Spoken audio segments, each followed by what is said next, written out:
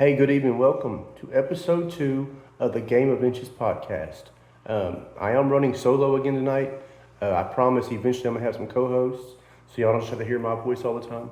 But I just wanted to hop on here and do a quick rundown of the NFL scouting combine that was last week while it's still fresh in my mind.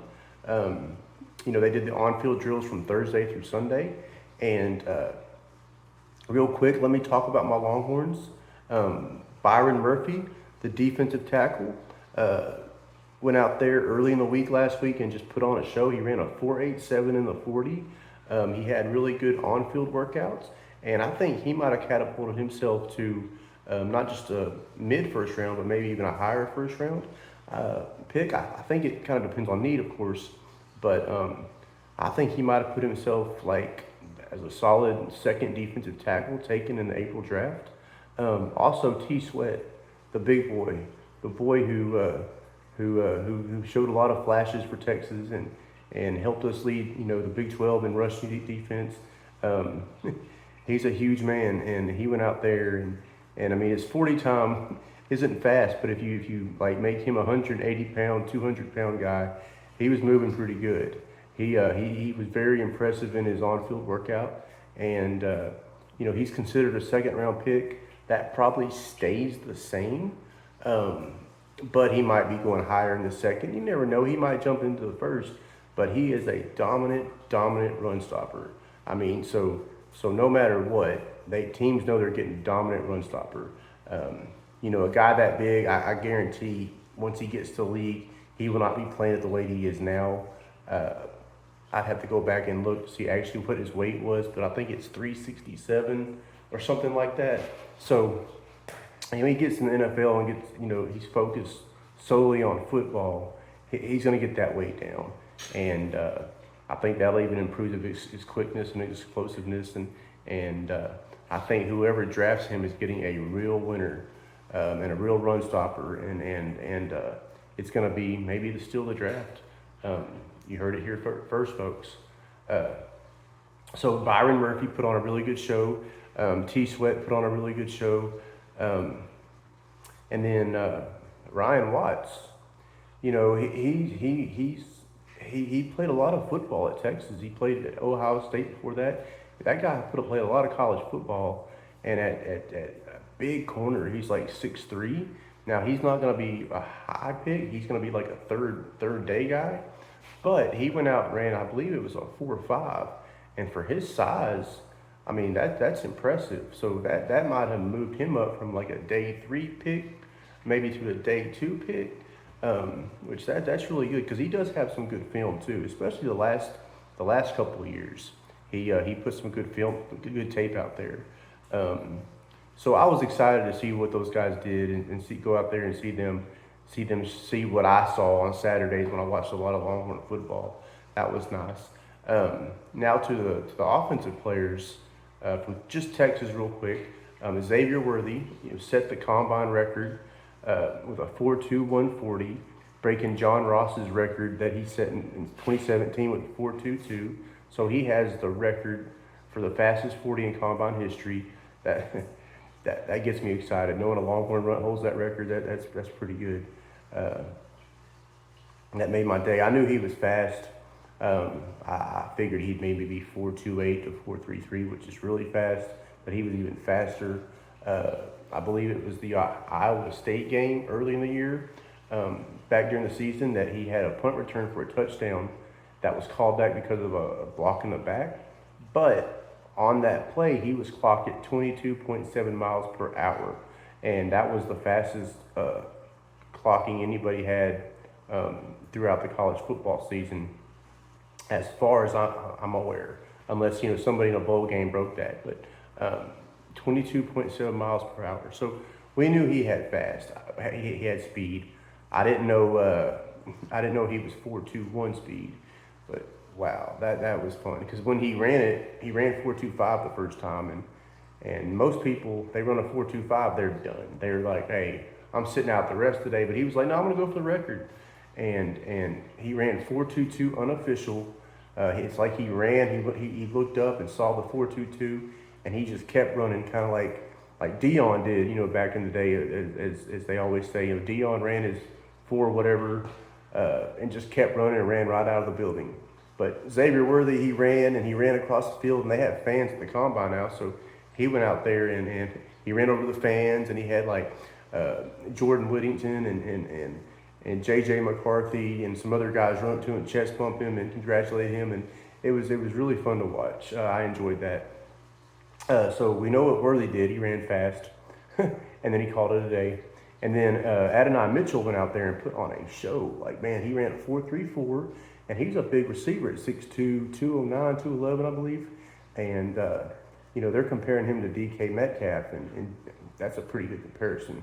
Like, DK Metcalf came out of college, and that dude was jacked, right? And then he went to the league and just showed his athleticism, and he makes plays every Sunday, right? That's a bad dude. If that's your comparison, man, there might be big things in Adonai Mitchell's future.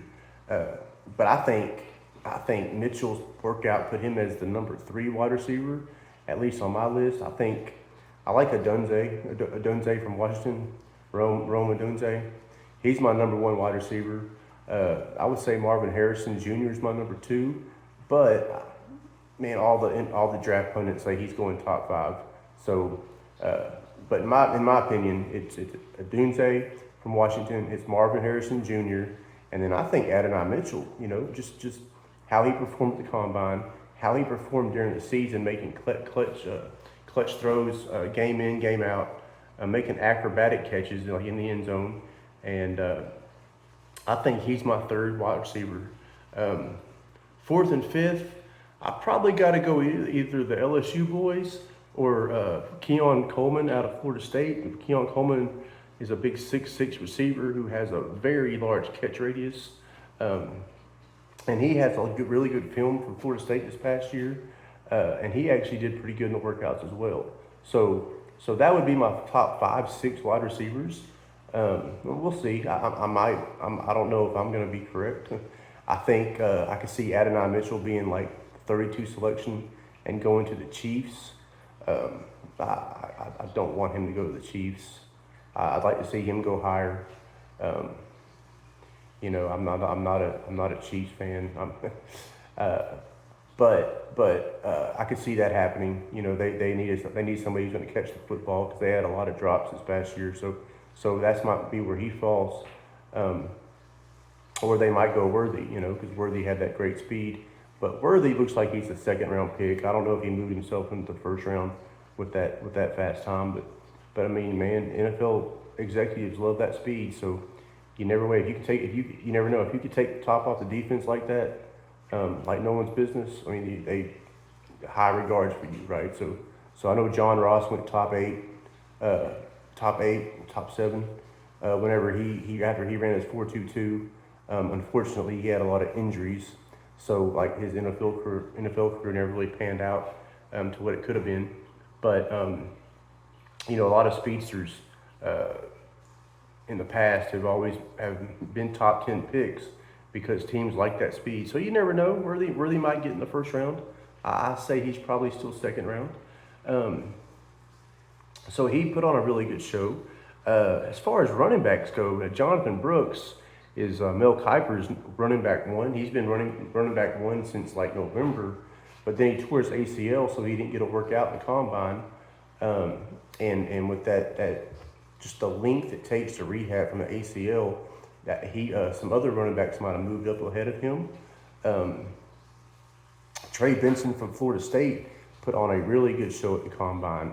He has really good film too. He made a lot of really big plays and hit some home runs last year for Florida State. He went out and ran a 4.39 and looked really good in the on-field drills. Looked smooth, looked athletic, showed some good cutting ability. He's also pretty good at catching the ball. So I actually think he probably moved up to running back 1. And then I'm going to say probably Blake Corum, the pounder, the bruiser out of Michigan, is probably the 2nd running back. I don't have his 40 time, but he's a bruiser. I mean, he's a pounded running back. He's a goal line guy, short yardage guy, and he had a very productive career at Michigan. So you want him around in the red zone. because he's going to find a way to score. And then I would say Brooks is 3. I think had he worked out, I think he would probably have solidified his 1 spot.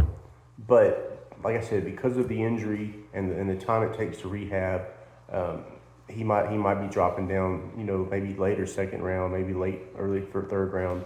I hope not. I like to see these guys go as high as they can. But I'll put Benson 1.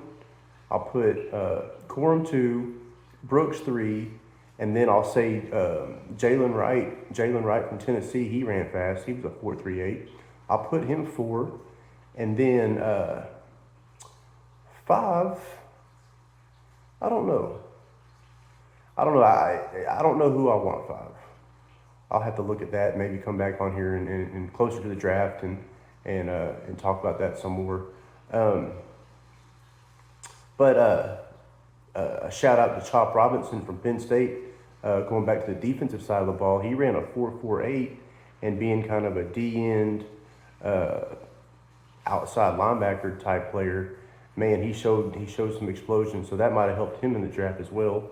And then Dallas Turner from Alabama ran a 4.46, and that just kind of solidified what he did on the football field. He was a beast for Bama. He made a lot of tackles, made a lot of big plays. And see who else we got. Troy Franklin out of Oregon made a lot of big catches with Bo Nix and company this year. Made a lot of big plays. Made Bo Nix look good several times. He went out and ran a 4.41. That might have helped his stock. Showed he's a home run hitter at the receiver position. The guy who kind of surprised me was Isaac Garendo out of Louisville. He was the fastest running back. He ran a 4.33. And I watched Louisville a couple times, and I really liked their other running back. His name. What is his name? Jawar Jordan. He looked explosive. I don't have his 40 time down, so I'm not sure what he ran. I think he was in the 4.5 range. Now, I actually, if somebody told me a Louisville running back was going to run 4.33, I would have thought it was Jordan. But congratulations to Garendo. That's a pretty good run, 4.33. He was much faster than I thought he'd be. And then Nate Wiggins, the fastest cornerback in the draft. I think he is currently the number 2 running back on most draft boards, but he ran a 4.28. So congratulations to Nate Wiggins. I think you just made yourself a lot of money, and you might be a top 10 pick. But anyway, guys, I don't want to take up too much of your time.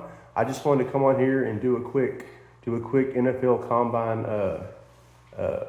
recap of things I saw, things I liked, and I hope you come back and watch some more things that I do, and hit that like button, subscribe button, and I'll see you later.